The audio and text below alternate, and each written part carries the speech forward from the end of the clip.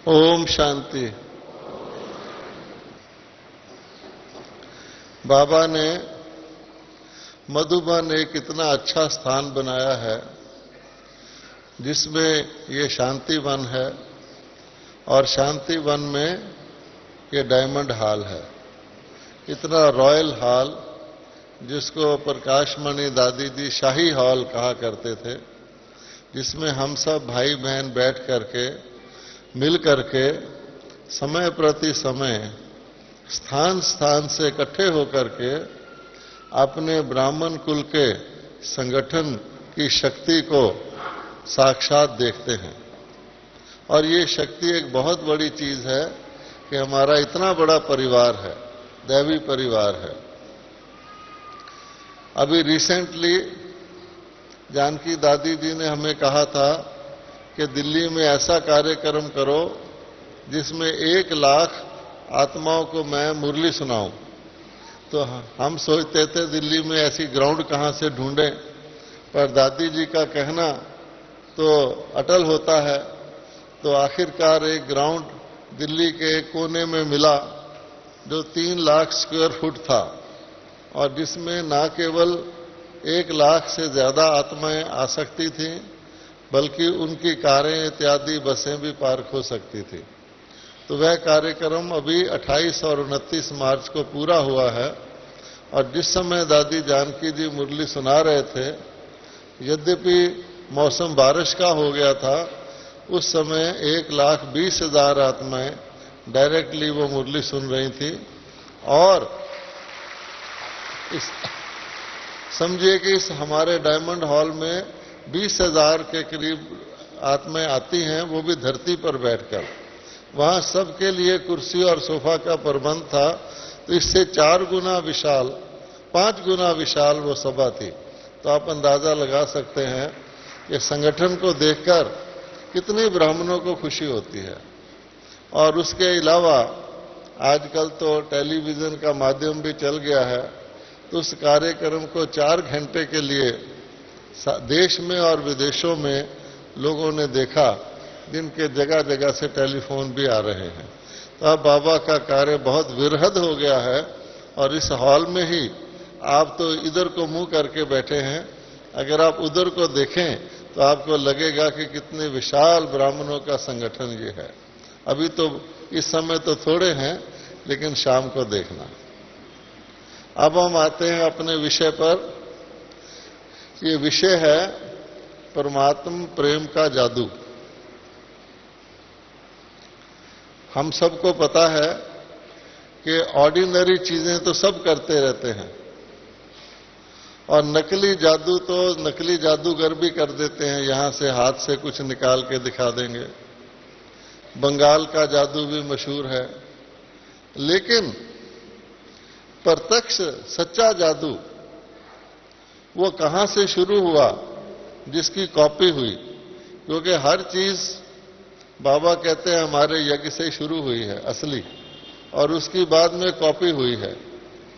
तो वो जादू कहां से शुरू हुआ और वो जादू का क्या कमाल है, हम सब उसके अनुभवी हैं। आपको पता है कि लोग परमात्मा से चमत्कार एक्सपेक्ट करते हैं। वो कहते हैं कुछ ऐसी चीज दिखाए परमात्मा जिससे लगे कि परमात्मा है। इसीलिए हमारे शास्त्र वालों ने परमात्मा के जितने भी अवतार बताए हैं भक्ति मार्ग में, तो कुछ ना कुछ उसमें अनोखी विचित्र चीज दिखाई है। फॉर एग्जाम्पल, श्री कृष्ण को वो भगवान का अवतार मानते हैं, तो उनका जन्म देखो कैसे दिखाया है कि जेल के अंदर जन्म हुआ, फिर ताले खुल गए, पहरेदार सो गए, फिर वो उनको लेके गए उसके पिताजी कि कंस मार ना दे। तो नदी में बहुत पानी था, फिर नदी ने भी रास्ता दे दिया। फिर बहुत बारिश हो रही थी, फिर ऊपर से टोकरी में लेके जा रहे थे तो एक 5 सिर वाले सांप ने छतरी कर दी, इत्यादि इत्यादि। तो ये सब क्या क्यों बताते हैं? चमत्कार बताने के लिए कि सचमुच ये कोई साधारण नहीं है। असाधारण चीज है। तो चमत्कार का ही दूसरा नाम जादू है कि कोई चीज जो अनएक्सपेक्टेड हो और बिना मेहनत के और विचित्र चीज हो जाए, उसको जादू कहा जाता है। और हम सब ने सुना हुआ है, यद्यपि हम सब शुरू में 1937 में तो इस यज्ञ में नहीं आए, बहुत थोड़े से बहन भाई अब बचे हैं, दादियां, जो उस वक्त आए थे। बहुत सारे तो हम में से पिछले जन्म में होंगे, लेकिन ये सुना है कि शुरू शुरू में लोग क्या कहते थे कि ब्रह्मा कुमारियों का जादू मशहूर था। ब्रह्मा कुमारियां जादू लगाती हैं, सुरमा लगाती हैं, इससे जादू हो जाता है। चलो वो तो हमने सुना होगा, पर हम अपने आप को देखें, हमारे को क्या हुआ है, हम यहां पर क्यों आ गए। आप सब और हम टिकट खर्च के, मेहनत करके, रेलवे की ट्रबल सहन करके, यहां पानी भी नहीं है, भीड़ भी है, खाना भी मुश्किल से मिल रहा है, क्यों आ गए हम, इसको क्या कहेंगे। और बातें कैसी कैसी हैं, तुम्हारा लौकिक पिता तुम्हारा पिता नहीं है, ये यहां सिखाया जाता है कि तुम्हारा लौकिक पिता तुम्हारा पिता नहीं है, वो तो तुम्हें पॉइजन का वर्षा देता है। हाँ? तुम्हारा अलौकिक पिता, धर्म पिता जो था, वो भी तुम्हारा पिता नहीं है, छोड़ो। अच्छा, कौन तुम्हारा पिता है? ब्रह्मा बाबा तुम्हारा पिता है। हाँ, बाबा आदम, आदि देव। और दूसरा पिता तुम्हारा जो दिखता ही नहीं, निराकार, ना तुम दिखो ना वो दिखे, ना हम तुम्हें जाने ना तुम हमें जानो, ऐसा पिता है। तो ये क्या है, जादू नहीं तो क्या है। फिर इस दुनिया से तुम्हारा कोई मतलब नहीं, रहो इसी दुनिया में, खाओ पियो इसी दुनिया में, सांस इसी दुनिया में लो, लेकिन इस दुनिया से तुम्हारा कोई मतलब नहीं। और इससे पीठ मोड़ लो, जीते जी मर जाओ। अब बताओ, हम लोग तो बाबा के बच्चे हैं, कोई दूसरा व्यक्ति सुनेगा तो क्या बोलेगा कि इनके भेजे को कुछ हो गया है ना। अच्छा, तो अब क्या समझा जाएगा, ये जादू, इसको कहा जाता है जादू। कि जब किसी को जादू लग जाए तो वो अजीब अजीब बातें करता है। बहुत सारी कथाएं हैं, मीरा को ले लो। अब मीरा के लिए कहते हैं कि राजा के घर में थी, लेकिन वो बेचारी जंगलों में भागी भागी फिरती थी। हैं? क्यों, कौन सा जादू था? प्रेम का जादू, परमात्मा के प्यार का जादू, है ना। तो कहते थे कि और कुछ नहीं, पोथी पढ़ पढ़ जग मुआ, पंडित भया न कोय, 2.5 अक्षर प्रेम के पढ़े सो पंडित होए। अब वो 2.5 अक्षर कौन से हैं? 2 भी नहीं, 3 भी नहीं, 2.5 हैं। कौन से हैं? मन, मना, भाव। तो उनको तो पता ही नहीं ये 2.5 अक्षर हैं। लेकिन बाबा कहता है कि मैंने तुमको क्या सिखा दिया, तुम मरते नहीं हो। सारी दुनिया मरने से डरती है कि हाय मर जाएंगे, शरीर छूट जाएगा। बाबा प्रेयर करते हैं, हे भगवान मुझे मृत्यु से बचाओ, अमर बनाओ। पार्वती अमर कथा सुन रही है देवी होकर, तो बाबा कहते हैं तुमको मैंने कौन सा जादू लगाया कि तुम जो हो मरते नहीं हो। फिर तुम्हारी तीसरी आंख है, और ले लो, हैं? 2 आंखें तो सबके हैं, तुम्हारी तीसरी आंख, और किसी को तीसरी आंख नहीं है। तुम ब्राह्मण हो, चाहे किसी भी घराने में पैदा हुए लौकिक में, इस वक्त आप ब्राह्मण हो, सर्वश्रेष्ठ ब्राह्मण हो। और ब्राह्मण देवताओं से भी उत्तम है। इस वक्त का अति इंद्रिय सुख देवताओं के सुख के भी उसके आगे कुछ नहीं है।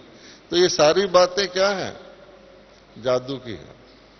और आप देखोगे कि सबसे बड़ा जादू, जादू का मतलब है जिसमें मेहनत नहीं होती, कोई काम बिना मेहनत के हो जाए, जैसे लॉटरी निकल आती है, उसी प्रकार से ये जादू है।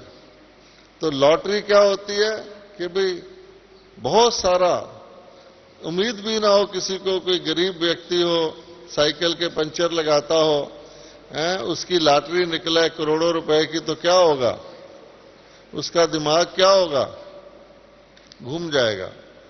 कहते हैं एक व्यक्ति था, सड़क के किनारे साइकिल के पंचर लगाता था, उसकी 10 करोड़ की लॉटरी निकल आई, सिर्फ 10 करोड़ की।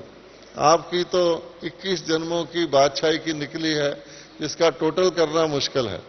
कोई कंप्यूटर ऐसा नहीं है जो आपकी कमाई का टोटल करके बताए कि कितनी कमाई ब्राह्मणों की है, छोटे से छोटे ब्राह्मण की। बाबा ने कहा प्रेसिडेंट से भी मेरा सबसे लास्ट बच्चा भी बड़ा है, और क्या चाहिए। अच्छा, तो सारे वर्ल्ड के सारे बैंकों की सारी जमा टोटल कर लो, उससे भी ज्यादा ब्राह्मणों की कमाई है। अब उस बेचारे का तो केवल 10 करोड़ निकल आया, उसको 10 करोड़ तो गिनना भी नहीं आता था। उसने कहा, लॉटरी वालों ने कहा इसको बताएंगे कैसे, और बताया तो इसका हार्ट फेल हो जाएगा। 10 करोड़, उसका हार्ट फेल हो जाएगा। तो उन्होंने एक बहुत अपने ऑफिसर को भेजा, पढ़े लिखे सीनियर ऑफिसर को, कि जाओ और उसको धीरे धीरे तैयार करो कि 10 करोड़ क्या होता है। जैसे बाबा हमें धीरे धीरे समझाता है, बच्चे तुमको पता है तुम्हारी कितनी प्रारब्ध है। हाँ बाबा, इतनी, ये सारे शांतिवन जितना तो वहां के दास दासी का कमरा होता है, बताओ। किसी के दिमाग में आएगा ये बात। अच्छा, तो बाबा कहता है कि अच्छा। तो वो गया, उसने बोला कि तुम कितना पैसा कमाता है रोज का। बोला 50 रुपया। अच्छा, तुमको मान लो 1000 मिल जाए तो क्या करेगा। वो ऐसे ऐसे सोचने लगे, 1000 बेचारा, कहाँ 50 कहाँ 1000। तो कहता है अच्छा, फिर मैं एक दुकान पीछे ले लूंगा किराए पर, अभी तो मैं धरती पर बैठा हूं। फिर उसने कहा अच्छा तुमको 5000 मिल जाए। है 5000। और बेचारे का खून तेज तेज दौड़ने लग गया। बोला कि मैं फिर थोड़े से साइकिल भी एक आध रख लूंगा बेचने के लिए। अच्छा 10,000। ऐसे वो धीरे धीरे बढ़ाता गया, मुश्किल से जाके 1 लाख तक पहुंचा। तब तक तो उस व्यक्ति का होश गुम हो गया था कि भी क्या करना है? सोचने लगा अपने घर वालों को सूचना दूं, क्या करूं, टेलीफोन लगवाऊंगा, एक मोबाइल फोन ले लूंगा पंचर के लिए, लोगों को कहूंगा मेरे से संपर्क करो। करते करते करते आखिर वो बहुत मेहनत करके 5 करोड़ तक पहुंचे, बताने वाला। अब उसने, तब तक बिल्कुल ही उसका दिमाग खराब हो गया था। फिर उसने कहा अगर तुमको 10 करोड़ मिल जाए। उसने कहा मैं थक गया हूं, धीरे धीरे बढ़ाता। अब उसका तो उसने कहा आधा तुझे दे दूंगा। उसका हार्ट फेल हो गया, क्योंकि वो तैयार नहीं था।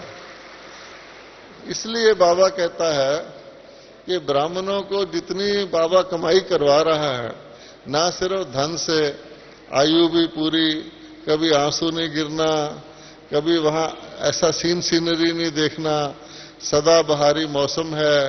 तो आजकल के मनुष्य तो सोच ही नहीं सकते, वो सोचते हैं ऐसा कभी हुआ ही नहीं, ऐसा कभी हो नहीं सकता। वो तो ये मानते हैं दुख सुख शुरू से चला आता है। यहां भी हमने बाहर बहनों से पूछा कि अभी एक स्पीकर ने बोला है आप शांति का रिकॉर्ड बजवाया है। अभी देखो बाबा ने याद कर लिया, शांति का रिकॉर्ड बज रहा है।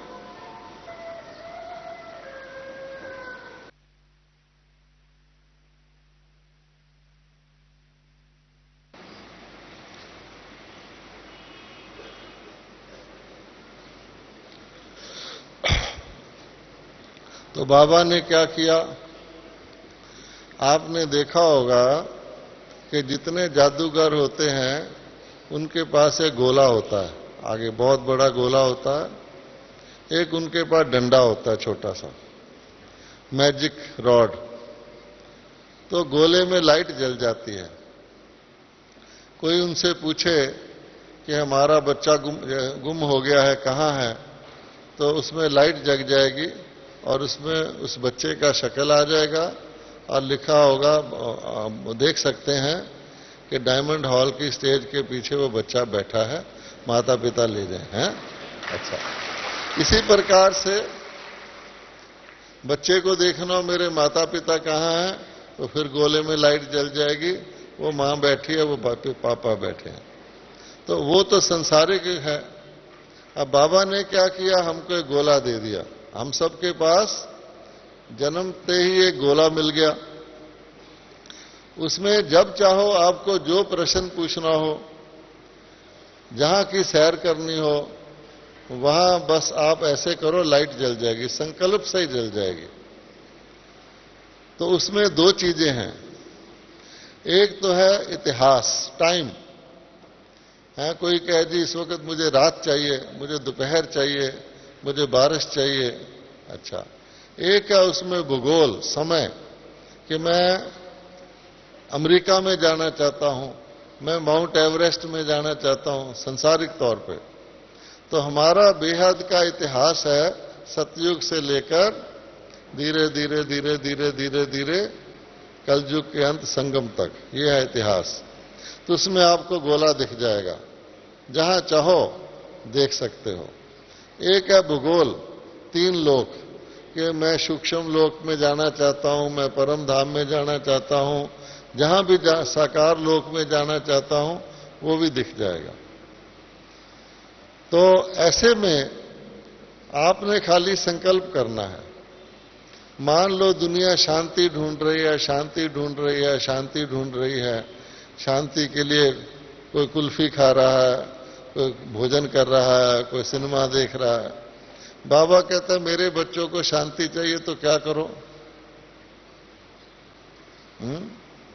शीलू बहन ने बताया आत्मा की नेचुरल नेचर में स्थित हो जाओ, मैं आत्मा शांत स्वरूप हूं।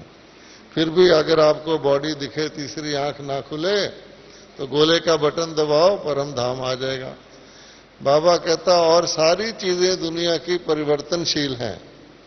सतयुग भी चले जाता है, त्रेता भी चले जाता है, संगम भी चले जाता है, लेकिन एक ऐसी चीज है जो आपकी फिक्स है सदा के लिए, हर एक आत्मा की, वो है परम धाम में मेरा स्थान।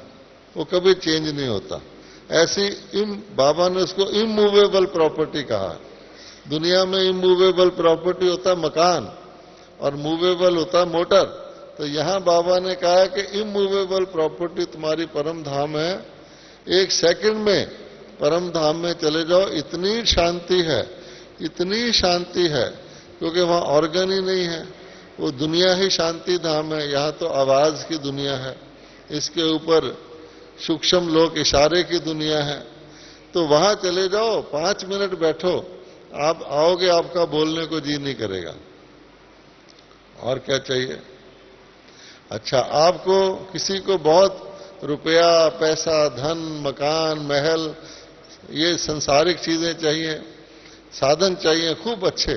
यहां तो तमो प्रधान साधन है। जेवर भी होगा तो पुराना, किसी में सोना होगा, किसी में नहीं।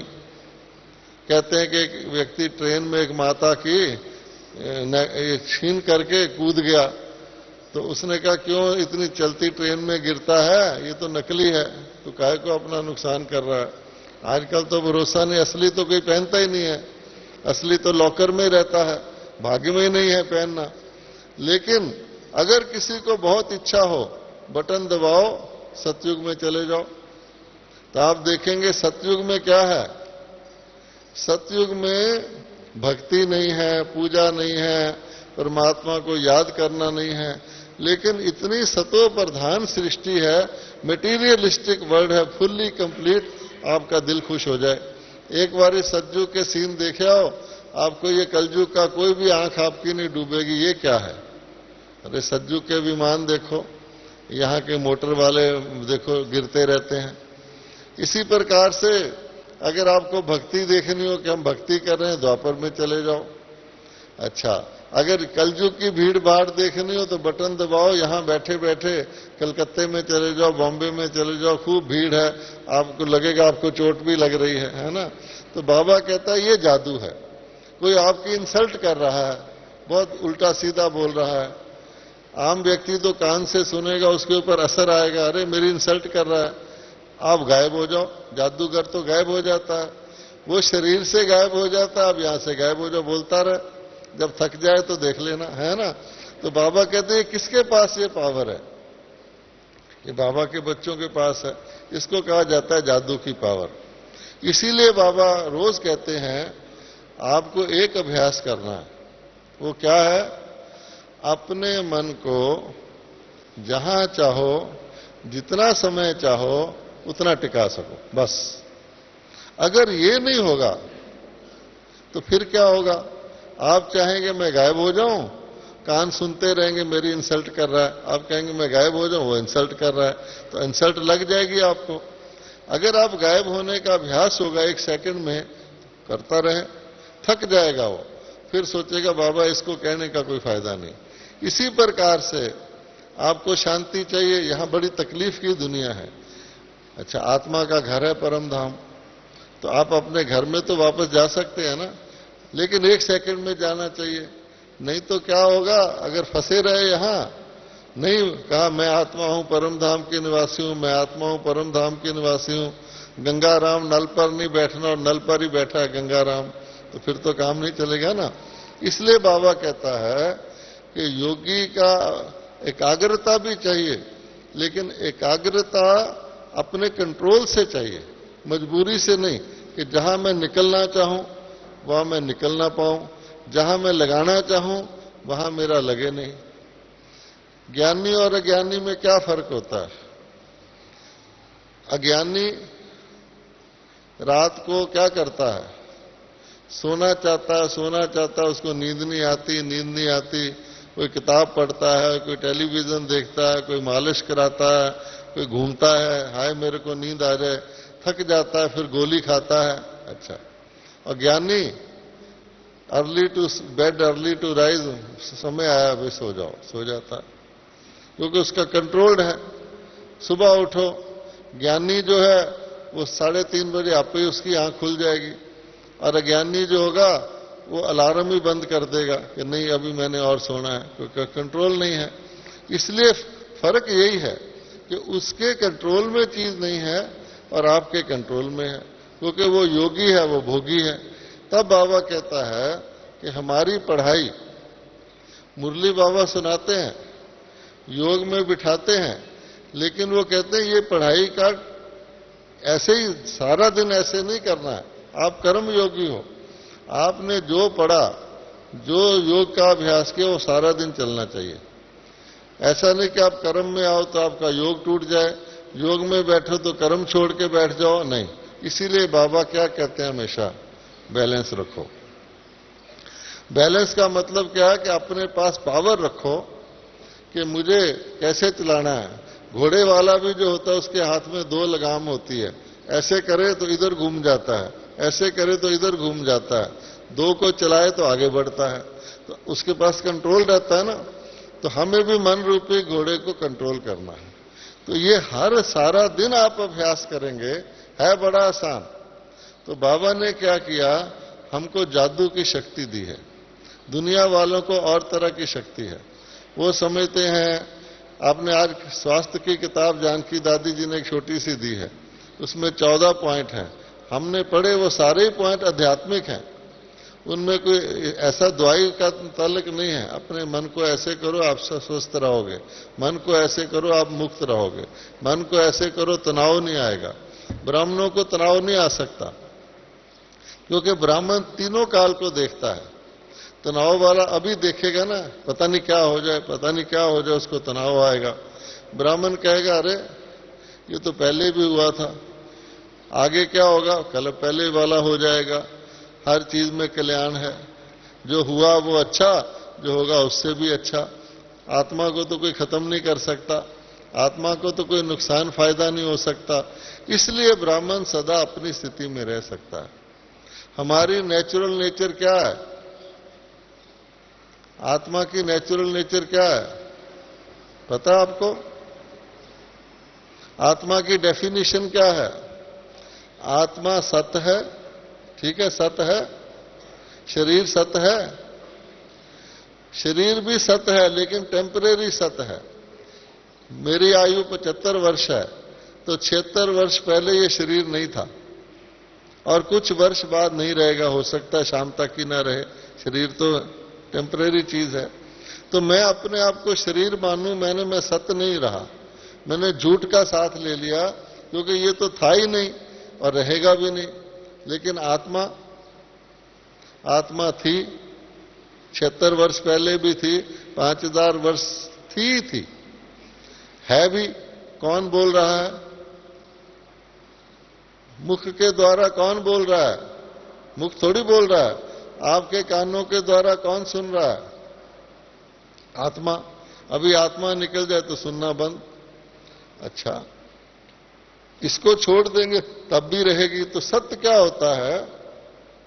जो था भी, है भी और रहेगा भी, वो सत्य है। तो भगवान सत्य है, परमात्मा, उसने हमें सारा सत्य का ही ज्ञान दिया है कि घबराओ मत, ये तो तुम्हारा 84वां चोला है, टेढ़ा बांका है, अपना बेस्ट ड्रेस देखो। ये तो सबसे घटिया ड्रेस है जो होली के दिन लोग पहनते हैं ना, फटी फूटी ड्रेस लोग रंग लगा देते हैं, ये तो वो वाली है। आपकी फर्स्ट क्लास ड्रेस सतयुग में कितने ड्रेस हैं? 8, बढ़िया से बढ़िया। फिर त्रेता में आओ, फिर द्वापर में आओ, ये सब आपके पड़े हैं, तो चेंज करना है खाली। लेकिन इसको भी चोला मानेंगे तब, अगर इसी में फंस गए, मैं ये हूं, मैं ये हूं, मैं ये हूं, तो शरीर छोड़ना भी मुश्किल हो जाएगा। हाय, कैसे छोड़ें, अलग कैसे हों? तो जैसे छाछ को बिलोने से मक्खन निकल आता है, और मक्खन फिर दोबारा छाछ में कभी नहीं जा सकता, एक टुकड़ा भी उसका छाछ में मिक्स नहीं हो सकता। ऐसे ही ब्रह्मा कुमार कुमारियों को बाबा ने क्या जादू लगाया? उनको मक्खन दे दिया। कृष्ण के हाथ में, कहते हैं, मुख में मक्खन था कि हम दोबारा इस दुनिया में घुसना भी चाहें तो कोई नहीं जा सकता। करके देख लो, आप वापस आ जाओगे। आपका दिल ही नहीं लगेगा उसके अंदर। चेंज कर दिया ना, आपका प्रॉपर्टी चेंज कर दी। तो बाबा ने जादू लगा दिया। फिर बाबा कहता है कि अच्छा, सत्य, फिर चित्त। दुनिया वाले तो भ्रमित हैं। वो कहते हैं हर चीज सर्वखल विदम ब्रह्म, हर जगह भगवान ही भगवान है, सब जगह भगवान है। इस माइक्रोफोन में भी परमात्मा है, आपके जूते में भी परमात्मा है, आपकी टोपी में भी परमात्मा है। बताओ, सोचने की बात है। तो बाबा कहता है कि नहीं, तुम आत्मा भी चेतन हो। परमात्मा तो पिता है, चेतन ही है सदा। अगर मुर्दे में से आत्मा निकल गई तो क्या उसमें परमात्मा फिर भी रह गया? सोचने की बात है। फिर तो उसको जलाए ही ना कोई, उसमें स्मेल भी ना पैदा हो। तो बाबा कहता है आपको मैंने चित्त का ज्ञान दिया कि आप चेतन आत्मा हो, और आपको प्रेम की, शांति की, सुख की, शक्ति की अनुभूति आत्मा को होती है, डेड बॉडी को नहीं होती। अभी आत्मा अंदर है तो दूध पियोगे तो खून बनेगा, आत्मा निकल जाए उसके सारा दूध उसमें डाल दो, कुछ नहीं होगा। फिर बाबा कहता है तीसरी क्वालिटी आत्मा की, नेचुरल नेचर, वो है आनंद स्वरूप। सत्य चित्त आनंद स्वरूप। हम आनंद स्वरूप हैं, और आनंद इतनी बढ़िया चीज है। कोई खास किसी को खुशी हो जाए तो क्या कहता है? आज तो आनंद आ गया, है ना? अच्छा, आज क्यों आनंद आया? इससे पहले क्या आनंद नहीं था? बाद में नहीं रहेगा क्या? तो जब आत्मा है ही आनंद स्वरूप, मेरी नेचुरल नेचर ही आनंद स्वरूप है, तो मुझे सदा आनंद में रहना चाहिए। अब आनंद क्या चीज है? आपने नेचर आत्मा की आनंद स्वरूप, बॉडी की नहीं है। तो कई लोग बॉडी के अंदर आनंद स्वरूप बनना चाहते हैं। योग में बैठते हैं, नींद आने लग जाती है, बड़ा आनंद आ रहा है, दूसरे के कंधा, उस पर भी कंधा रख देते। तो ये बॉडी के थ्रू कोई भी अनुभव आनंद नहीं है। समझा आपने? वो शांति कह सकता है फिर भी, लेकिन शांति का उल्टा होगा अशांति। होता है शांति का उल्टा अशांति? अच्छा, सुख का उल्टा होगा दुख, प्रेम का उल्टा होगा घृणा, आनंद का उल्टा है ही नहीं। बता दो, आनंद का उल्टा है? कोई नहीं है, क्योंकि आत्मा आनंद स्वरूप है। बॉडीली चीजें ऊपर नीचे हैं, आज सुख है कल दुख है, कहेंगे सुख दुख का संसार है। इसीलिए परम धाम में जो आत्मा रहती है वो सदा उसका नेचुरल नेचर है, और ये आनंद इंद्रियों से परे है। इसीलिए कहा जाता है अति इंद्रिय सुख पूछना हो तो किससे पूछो? गोप गोपियों से पूछो। ये सुख इंद्रियों का नहीं है। तो इंद्रियों का सुख होगा तो जाएगा भी, इंद्रियां ढीली हो जाएंगी या छोड़ दोगे तो जाएगा। अब इंसान जब शरीर बूढ़ा हो जाता है, इतना मक्खन खाता होता है, बाद में बूढ़ा कहेगा मक्खन खा के मरना है तुमने, छोड़ो मक्खन। तो इंद्रियां तो हैं, प्राणी हो गई, कोई गड़बड़ हो जाएगी, कहेंगे इसको चीनी नहीं खानी, इसको ये नहीं खाना, इसको ये नहीं करना, तो इंद्रियों का आधार लेने वाला तो दुखी होगा, आज सुखी है कल दुखी है। इसलिए बाबा कहता है मैंने तुमको ओरिजिनल कि आप अपनी आनंद स्टेज में रहो, अस्पताल में भी पड़े हो, शरीर भी नहीं चल रहा, चारों तरफ कष्ट है, आप अपने आनंद स्वरूप में रहो। जैसे गुलाब के फूल की खुशबू होती है, तो गुलाब का फूल कहीं पड़ा रहे, गुलाब का फूल गुलदस्ते में रहे, मंदिर में रहे, कूड़े के ढेर पर रहे, वो अपनी खुशबू नहीं छोड़ता। तो जी गुलाब इस वक्त तू कूड़े के ढेर में पड़ा है, चारों तरफ बैड स्मेल है, तू काहे को खुशबू दे रहा है? नहीं छोड़ता।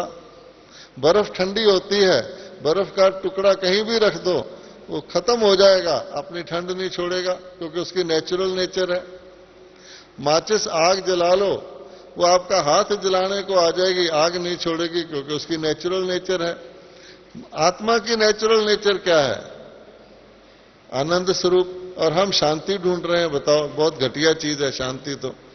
इसलिए बाबा कहता है ब्राह्मण केवल अतीन्द्रिय सुख में रह सकते हैं, लेकिन उनको अपने आप को शरीर से आत्मा को अलग करने का अभ्यास करना पड़ेगा। है आसान, बाबा रोज बताता है, चलो चलते तो सारे ही हैं, मैं आत्मा शरीर को चला रही हूं, मुश्किल है क्या? बोलो, बोलते तो सारे ही हैं, गीत भी गाते हैं, मैं आत्मा शरीर से बोल रही हूं, क्या मुश्किल है? जिससे के साथ बोल रही हूं वो भी आत्मा है।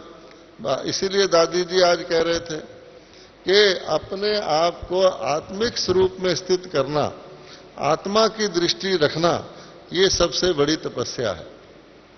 और यही हमारे ज्ञान में त्याग सब कर लेते हैं, सेवा सब कर लेते हैं, तपस्या में थोड़ी गड़बड़ कर देते हैं। वो समझते तपस्या पता नहीं क्या होगी तपस्या, वो समझते हैं कि 20 व्यक्तियों को एक कमरे में रहना पड़ेगा, यही तपस्या है। उनको तकलीफ क्यों होती है 20 को एक कमरे में रहने की? वो शरीर देखते हैं, बड़ी भीड़ है। आत्मा बन जाओ, आनंद स्वरूप बन जाओ, होती रहे भीड़, आपका क्या जाता है? एक पागल व्यक्ति को पता रहता है कि मैं कहां हूं, एक शराबी को भी नहीं पता होता मैं कहां हूं, पड़ा नाली में पड़ा, वो कहता है मैं मस्त हूं। अगर थोड़े नशे वाला दुनिया को भूल सकता है तो आपका क्या हाल होना चाहिए? सोचने की बात है।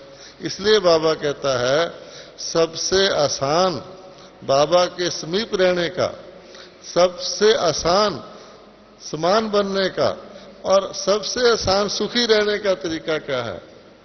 परमात्म प्रेम का जादू। प्रेम एक ऐसा जादू है कि जिस चीज का किसी को धुन लग जाए, किसी चीज की लग जाए, वो उसमें खुश है, उसको और दुनिया नहीं सूझती। प्रेम के कारण, लौकिक प्रेम के कारण राजाओं ने राजा ही छोड़ दी।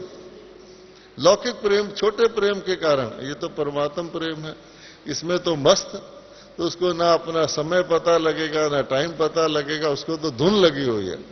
तब बाबा ने लास्ट मुरली में भी कहा था कि प्रेम के सागर में समाये हुए लवलीन, लव परमात्मा के प्यार में लीन बिल्कुल। और ये डुबकी लगाने वाले नहीं कि थोड़ी सी डुबकी लगा ली फ्रेश हो गए, फिर डुबकी लगा ली फ्रेश हो गए, फिर माया में चले गए, फिर डुबकी लगा ली, नहीं, सदा ही फ्रेश, दूसरे को फ्रेश करने वाले।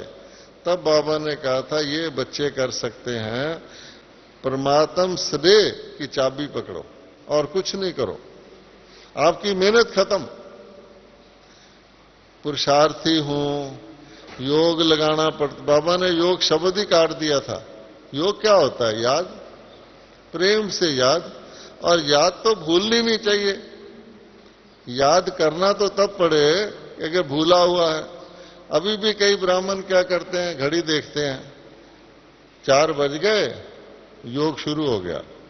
बताओ, 4 बजे योग शुरू होता है उनका, 3:45 क्या था? हैं? अच्छा, फिर 4:45 बज गए, योग खत्म हो गया। उसके बाद क्या हुआ? तो जब अपने आप ही रिटर्न टिकट ले रखा है तो तुम्हारा क्या हाल होगा? ये प्रेम इसको कहते हैं। कोई कहता है कि 4 बजे मेरे पिताजी बन गए, 4:45 बजे मेरे पिताजी दूसरे बन गए हैं, माया बन गई। ऐसा कभी होता है किसी का? तब बाबा कहता है कि ये एक घड़ी का सौदा नहीं है,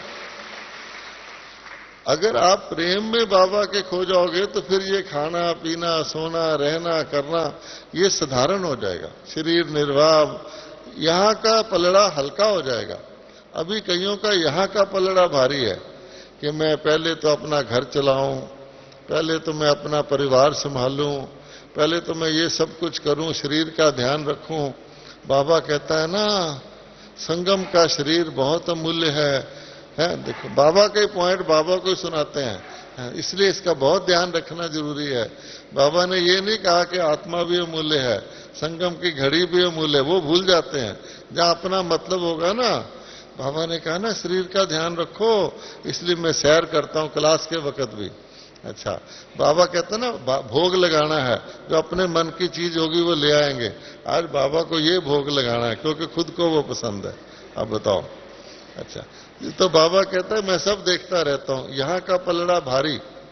जो बॉडी कॉन्शियस हो गए, जिसको हम कहते हैं मान शान, इसका मेरे को किसी ने पूछा नहीं, देखो जी मैंने इतना यज्ञ में धन दिया, मेरे को किसी ने बात ही नहीं की, इसको ऐसे कर दिया। ये कन्याएं कहती हैं ये पढ़ी लिखी है, इसकी बहुत वैल्यू करते हैं, हम तो पढ़े नहीं हैं, इसके पिताजी बहुत अमीर हैं इसलिए करते हैं।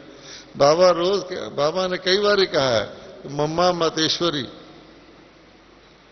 मम्मा मतेश्वरी कोई घर से कोई पैसा नहीं लाई थी यज्ञ में, लेकिन बाबा ने उसको क्या बना दिया, लक्ष्मी, सचमुच की।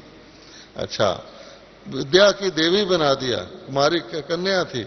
उसने ये तो नहीं देखा कि दीदी, बड़ी दीदी के घर वाले लखपति थे इसलिए उन्होंने पैसा दिया ना।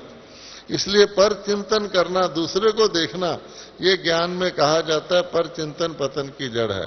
पर चिंतन घटिया भी होता है, बढ़िया भी होता है। अपने से अच्छे को देखकर निराश होना ये भी पर चिंतन है। तब करके बाबा कहता है सब कुछ भूलकर ईश्वरी नारायणी नशे में खो जाओ, प्रभु प्रेम के अंदर खोए रहो, बाबा आपसे अपने आप कुछ ना कुछ करा लेगा आपको।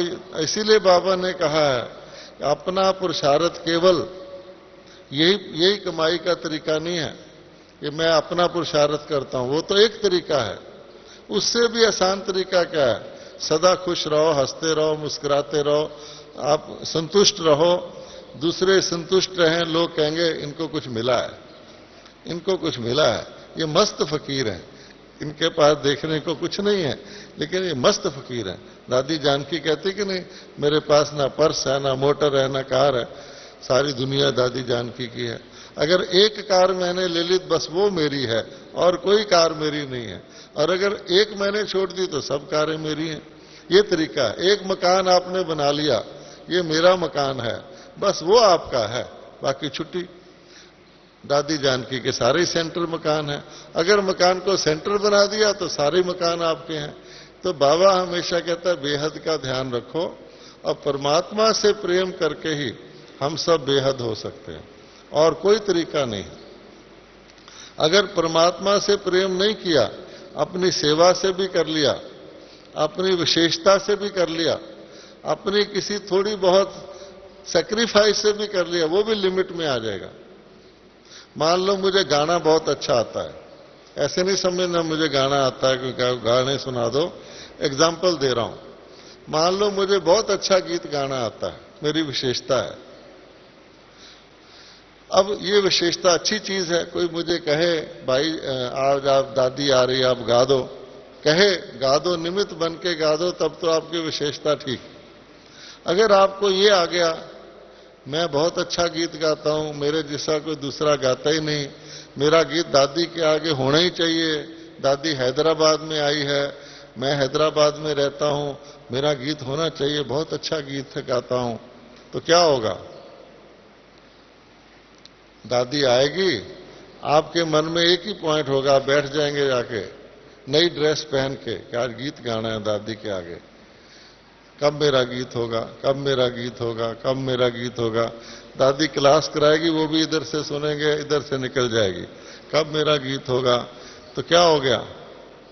अच्छा अगर हो गया तो ठीक, अगर नहीं हुआ तो अंदर भारी हो जाएगा, आज मेरा गीत ही नहीं हुआ, आज मेरा गीत ही नहीं हुआ। और अगर उन्होंने किसी दूसरे का करवा दिया, उसको एनकरेज करने के लिए चलो नए का करवा दो, ये कोई गीत था? मेरा गीत छोड़कर इसका करवा दिया, कितने संकल्प उठ जाएंगे। तो विशेषता क्या हुई? कमजोरी बन गई, क्योंकि मैंने निमित्त बन के, निर्माण बन के नहीं किया। इसी प्रकार धन है किसी के पास, अगर उसको निमित्त बन के यूज नहीं किया, उसका अभिमान चढ़ जाएगा कि मैंने इतना धन दिया।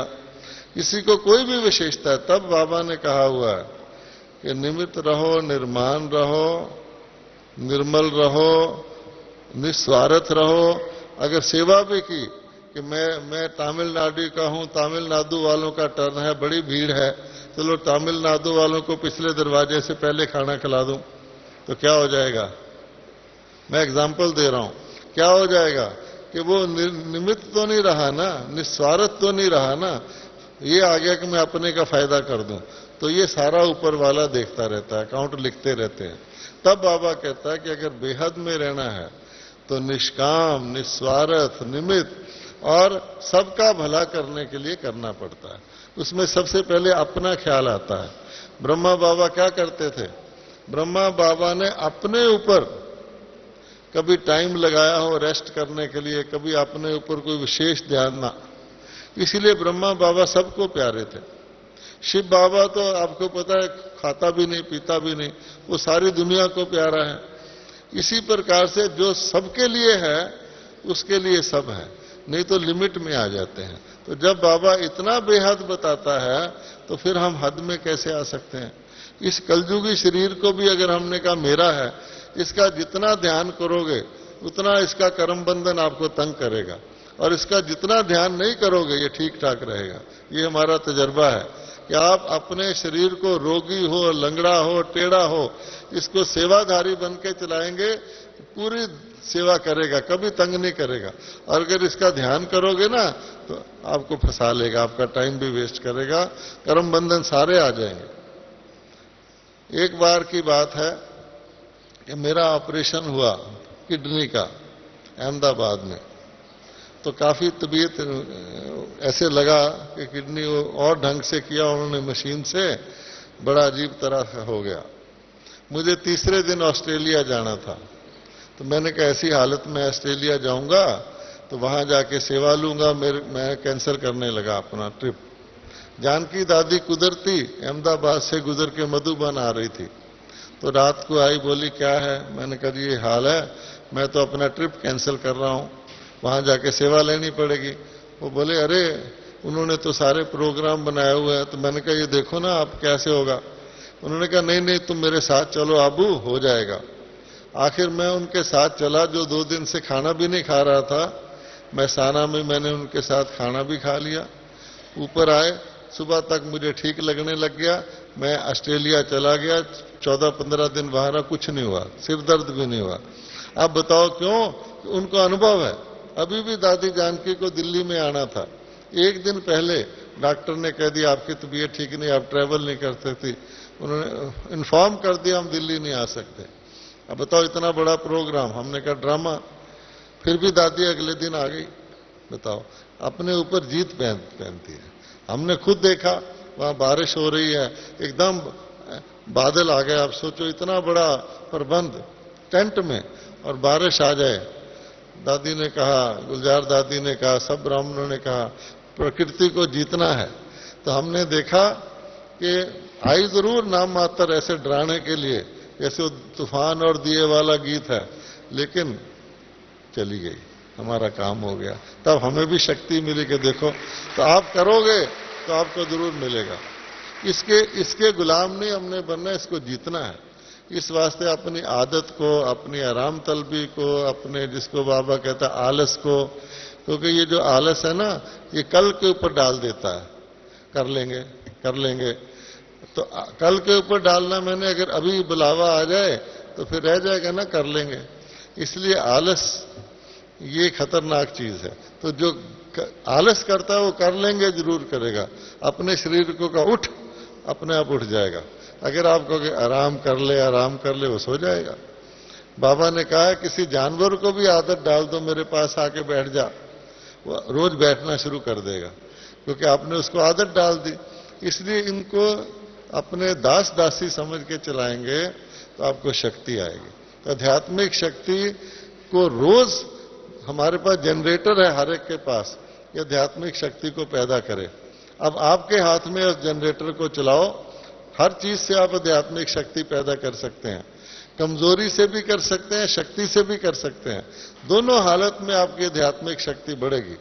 कहीं खाना लेट मिल रहा है तो सहनशीलता, या चलो भाई मिल जाए, ना मिले कोई बात नहीं, तो आपको सहनशीलता आ जाएगी। अगर कहा हाय लेट मिल रहा है, देखो क्या हो गया, मैं अपने घर में अच्छा था, तो सहनशीलता घट जाएगी। इसलिए बाबा कहते हैं शक्तियां कमाने के ये तरीके हैं। तो आप कोशिश करोगे तो आपको अंदर की इतनी मजबूत शक्ति आएगी, तब वह शक्ति दुनिया की खराबियों का विनाश करेगी। ओम शांति।